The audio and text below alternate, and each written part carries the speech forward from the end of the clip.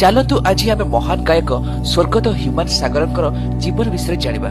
25 November 1990ରେ Balangir ଟିଟିଲାଗଡ଼ରେ ଜନ୍ମିଥିଲେ Humane Sagar.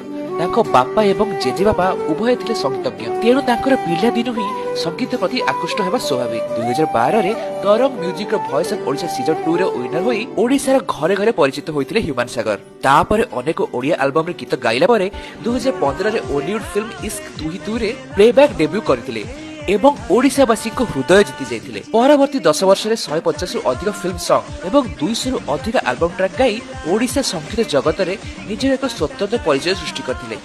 2017ରେ voice of Odisha କୋ କଣ୍ଟେଷ୍ଟେଣ୍ଟ ଶ୍ରିୟା ମିଶ୍ରଙ୍କ ସହ ବିବାହ ହୋଇ ଗୋଟେ କନ୍ୟାର ପିତା ସେ ହୋଇଥିଲେ। କିଛି ଦିନ ପରେ ତାଙ୍କର ବିବାହ ବିଚ୍ଛେଦ ମଧ୍ୟ ହୋଇଥିଲା। 2025 17 ନଭେମ୍ବର ସୋମବାର ରାତିରେ ଏମ୍ସ ଭୁବନେଶ୍ୱରରେ ମଲ୍ଟି ଅର୍ଗାନ ଡିସଫଙ୍କସନ ଯୋଗୁଁ 34 ବର୍ଷର ଏହି ଲୋକପ୍ରିୟ ଗାୟକର ସ୍ୱର ସବୁଦିନ ପାଇଁ ଶାନ୍ତ ହୋଇଗଲା। କିନ୍ତୁ ମନେ ରଖନ୍ତୁ, ଗାୟକମାନେ କେବେ ମରନ୍ତି ନାହିଁ, ସେମାନଙ୍କ ସ୍ୱର ସଦାସର୍ବଦା ଲୋକମାନଙ୍କ ହୃଦୟରେ ଗୁଞ୍ଜି ରୁହେ।